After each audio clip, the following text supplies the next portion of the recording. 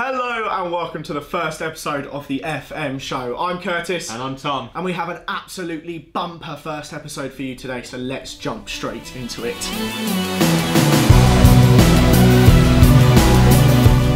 So here we are, the first episode of the FM show. I know you're sat at home wondering what on earth is the FM show, and you have every right to be wondering that. Tom, why don't you go ahead and let them know what on earth this is going to be? So this is going to be like a one-stop shop for everything FM related. We're going to have news, we're going to take you behind the scenes of the studio, we're going to give you tips and advice on how to get the best out of your FM save.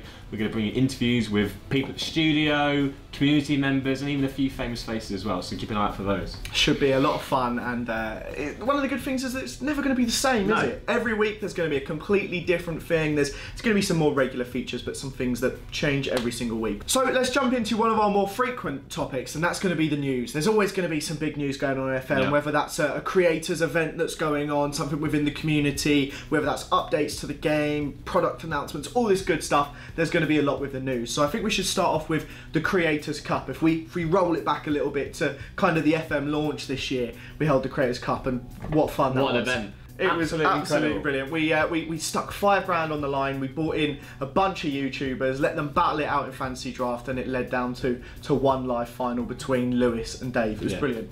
Absolutely brilliant. I mean, tension in that room when there's £5 on the line, and the game itself was mad. I mean, he had Lewis went out into 3-goal lead. Yeah. And then Dave came back late on, and I think another 10 minutes he would have won it. Slowly clawed it back, goal by goal, and right at the end it couldn't have been any more tense. But ultimately Lewis took home the 5k, and what a reaction. It was absolutely brilliant. And of course, if you guys want to see the draft, all the matches, all that sort of stuff in the build up to it, there will be links down below to that, so that you can watch it if you haven't already. On top of that, we also had some kind of similar sort of thing with the Copa Manageria, didn't we? Yeah, I mean, that was as again Kurt said, very similar event. 16 people from all over Europe flown into a studio to play out a sort of a group stage and knockout tournament. So we started with 4 groups of 4 through to a quarter-final, semi-final and final spread over the course of a weekend. And again, some incredible results. I mean, we had Northern Ireland as a surprise package of the tournament. Indeed, yeah. Final of Norway against the Netherlands, which is something you don't see very often in world football. And again, like missed penalty 80th minute. What a final it was, yeah. The missed penalty goals. When he was 2-0 down, then he scored. Yeah. There was a great chance missed at the end. But yeah, we were very lucky to have two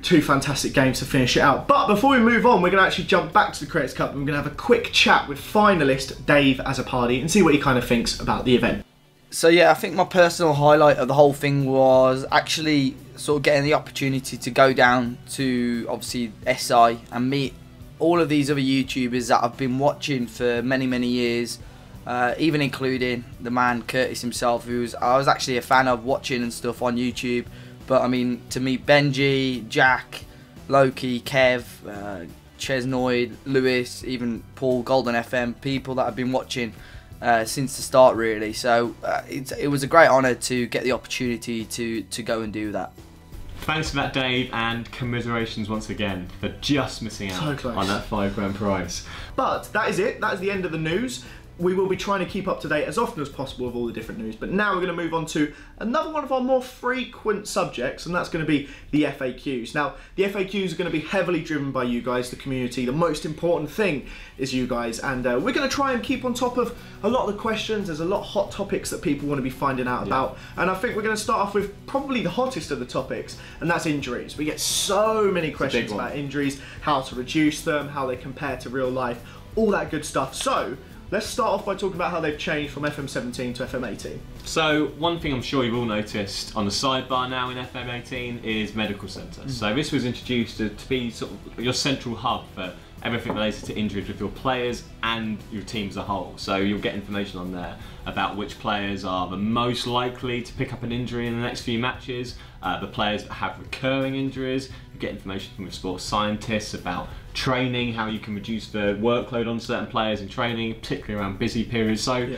there's a whole lot of information there that really was present before but wasn't given to you in a clear way as it is now. So it's a really useful place to sort of get a quick look at what's going on with your squad, which players maybe need to take out training. Yeah, for a couple yeah, of days, exactly. Give a rest to, which players you should be looking to bring in because they're fresher. So it's a really useful guide to keeping your squad fit. Of course it is, yeah, and that's the biggest thing. Like there's a lot of changes this year, and you really need to be keeping on top of it. Obviously, your sports scientists and your physios give you so much more advice now, and that really is the most important thing to keep your injuries down. Is just to really listen to them, listen to their advice. If a player needs a rest day, if they've had a short injury or something, you really need to keep on top of that and just really listen to what your sports scientists have to say.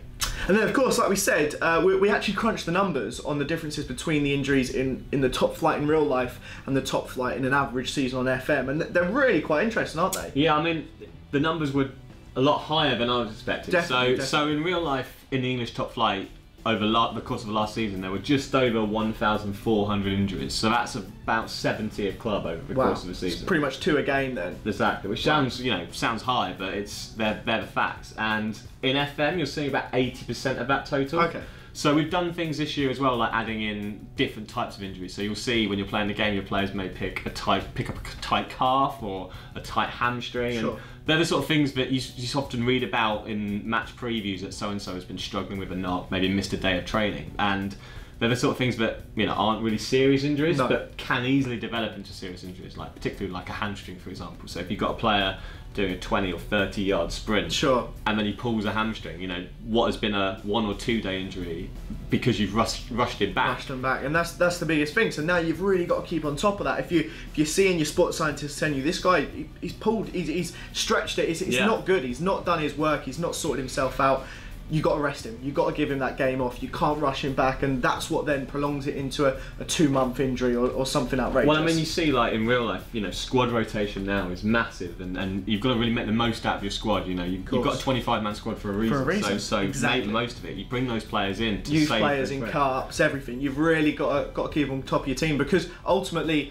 football management, there is more than just picking your best 11 every single week. You do have to think about the players, about the injuries, and you've always got to keep on top of it. So as we said, listen to your physios, listen to your sports scientists. This year, they're really making a difference, and it really is key to listen to them to keep your injuries down. But I think that's about enough for injuries for this week, enough for the FAQ. So, as always, we're going to call out for you guys to be leaving your comments down below. We can't answer the FAQs if we don't have any FAQs. So let us know down below what you want us to talk about, what you want us to discuss, and any information you want to hear about FM, stick them in the comments down below. But that is it for the FAQs. Right, so we're going to move on to our next feature now. This is something I'm really excited about. Oh yeah, it should be good fun. This is our moment of the month. Now, moment of the month can be anything really to do with FM. We're looking for, it's been nice if you're sending your best goals, but we want more than that as well.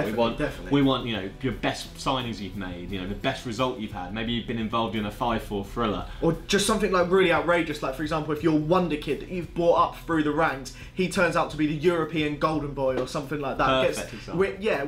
Wins some massive accolade. Like these really unusual stories, we want to hear all about them. That's what Moment of the Month is all about. So, we want you to get in touch over Twitter with the hashtag FMMoment. Yep, really easy to get involved. It couldn't be an easier way. And the good thing with this is you can send in a picture, a video, a link to a blog post. However you can document this FM moment, you can just send it to us via Twitter. It's really easy, isn't it? Absolutely. And there is a prize involved. Happy days. Every month we're going to have a different prize. This month, what are we thinking this month? Should we get something off here? Should we give away the BAFTA? No, I don't think we can do the BAFTA. Should we go for this? Should we go for this? Yeah. So this, excitingly, is Rafa Honigstein's book on Jurgen Klopp, which is a great read. I've had a little look browse through it this afternoon. Indeed, yeah, I have too. It's a fantastic little book, and I think for anyone that's really interested in management, it's a really good look behind the curtain to kind of maybe learn a little bit more about Klopp, a little bit about how he manages, and maybe you can translate that into your own FM save. And I think it'd be a really cool little prize to start off with. One question. Yeah. Can I win it? I don't think so, Tom. I don't think you're allowed. I'll get it for you. I'll get it you for your birthday. Does that sound good? It's an outrage. When's your birthday? July. Oh, I'm gonna be. I'm not gonna remember that. Don't remind me. Not gonna remember that. So there you go. Easy as that to get your entries in for FM Moment, and Twitter, nice and easy to get us at Football Manager. Get your entries in. So, there we go. That is actually the end of this first episode of the FM show. It has absolutely flown by. It's gone so quick. Time flies when you're in fun. It does indeed. But don't worry, we'll be back very soon. Keep your eyes peeled on our YouTube channel for the upcoming episodes. And of course, if you have enjoyed it, don't forget to leave a like on this video. We'd love to hear your feedback, so drop us a comment in the comment box below. And of course, if you want to keep up to date with all the upcoming episodes, hit that subscribe on the Football Manager YouTube channel and you should be notified every time we upload a video. But thank you very much for watching, guys. We hope you enjoyed it and we'll see you next time. Bye.